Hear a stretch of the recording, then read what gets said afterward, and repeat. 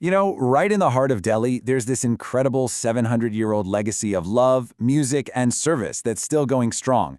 It all comes from a Sufi saint who went by the name Mahbub-e-Ilahi, which means the beloved of God, Hazrat Nizamuddin Auliya. He had this amazing idea.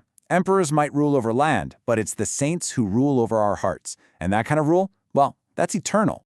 All right, so here's what we're going to cover. We'll kick things off with his living legacy in Delhi right now, and then we'll jump back in time to his humble beginnings. We're going to look at his kind of revolutionary principles, see how he clashed with kings, and then wrap up with the really beautiful story of his legacy of love. Let's get into it. Okay, so to really get who Nizamuddin was, we're not going to start way back in the 13th century. Nope. Our journey actually starts right here, right now, in the middle of bustling, modern New Delhi. We're going to his shrine, his dargah, and believe me, this place is just as alive today as it was 700 years ago. And let me tell you, this place is not some dusty old museum. It is a living, breathing spiritual center. I mean, this is the world-famous home of that soul-stirring Qawwali music. It's a beautiful symbol of India's Ganga Jamuni culture, where Hindu and Muslim traditions just flow together. And right at its core, there's a community kitchen, the Langar, that's still carrying on his mission, feeding thousands of people every single day. Doesn't matter who you are or what you believe, everyone is welcome. So you gotta wonder, right? How did this incredible legacy even start? Well, it wasn't born from money or power. Not at all. It came from a deep, powerful faith that was forged in the fire of poverty and hardship. Just look at his early years. His life was shaped right from the get-go by this intense search for knowledge. He was born in Badawin, into a pretty respected family, but then his father passed away when he was only 5. Can you imagine?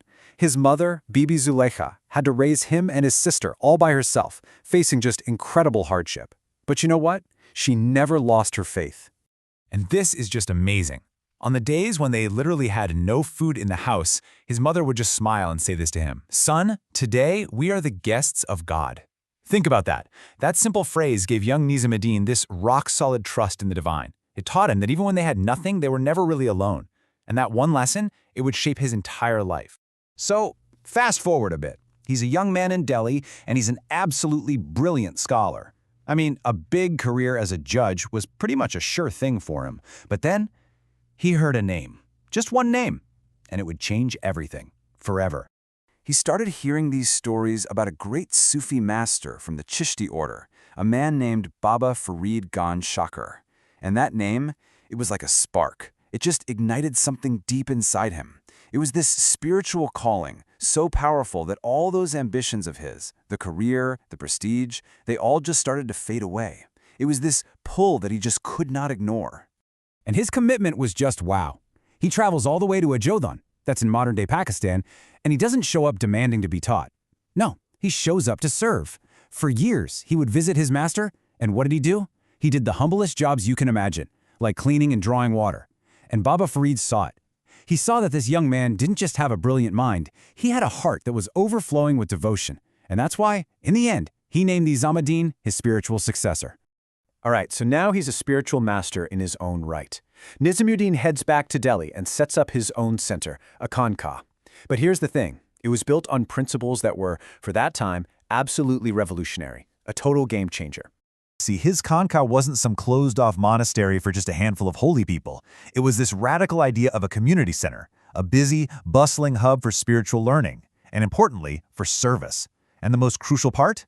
The doors were wide open. Didn't matter if you were rich or poor, Hindu or Muslim, everybody was welcome. And right at the heart of this whole open community was the Langar, the free kitchen. Now, this wasn't just about giving out free food. No, this was him putting his core belief into action.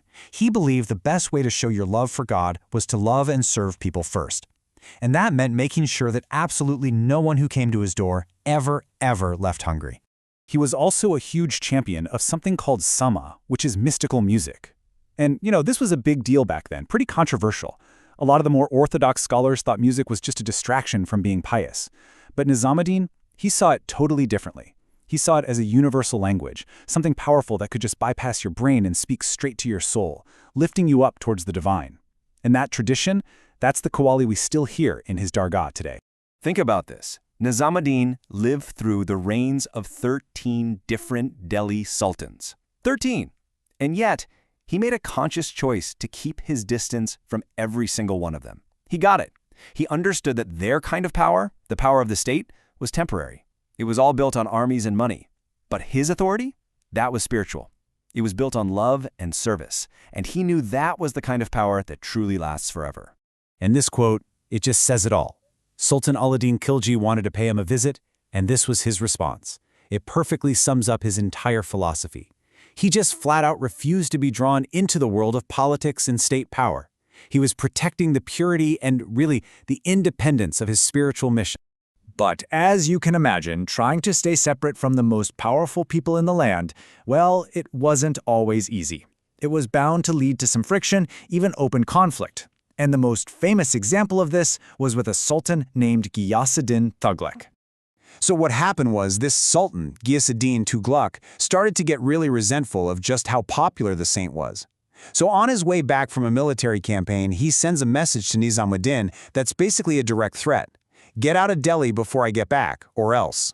This was it, a showdown. The sultan's worldly power against the saint's spiritual hold on the city. And Nizamuddin's response? It was so calm, so simple, and, as it turns out, completely prophetic.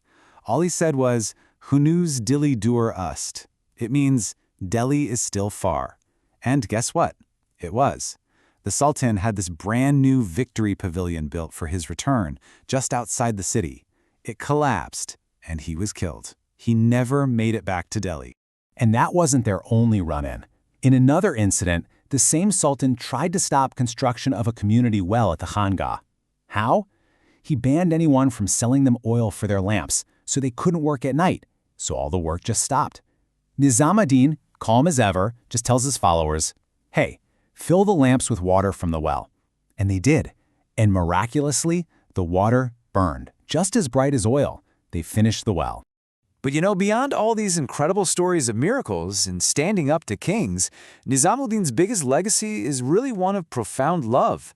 And you can't talk about that love without talking about the incredible bond he had with his most cherished disciple, the legendary poet and musician Amir Khusro. I want you to think about this number, 500,000. What is that? Well, that's how many silver coins Amir Khusro once paid a poor man for one single thing he was carrying. I mean, that is a king's ransom. What on earth could possibly be worth that much? It was a pair of Nizamuddin's old, worn-out shoes. The saint had just gifted them to this man. So Khusro is coming back from a military campaign. He sees the man carrying these shoes, and he gives him his entire fortune, everything he just got from a sultan, just for those shoes. Because for Khusro, having something that his master, his guide, had touched, that was priceless. He actually thought he got a bargain. So if we're going to wrap this all up, these are the key things to remember about his incredible legacy. His whole message was about universal love and selfless service. He fiercely protected his spiritual independence from any political power. And of course, through his love of music and his amazing disciple, Amir Khusro, he gave the world the incredible gift of Qawwali. The bottom line is, his influence isn't something stuck in a history book. It is a living, breathing, unifying force, even today. And that really leaves us with a pretty big question for today, doesn't it? In our own fractured world, what can we take away from a 700-year-old legacy of universal love? The story of the saint who chose to rule hearts instead of land is a powerful reminder that real power, the kind that lasts, well, maybe it doesn't come from division and authority, but from compassion, from service, and from a love that has room for everyone.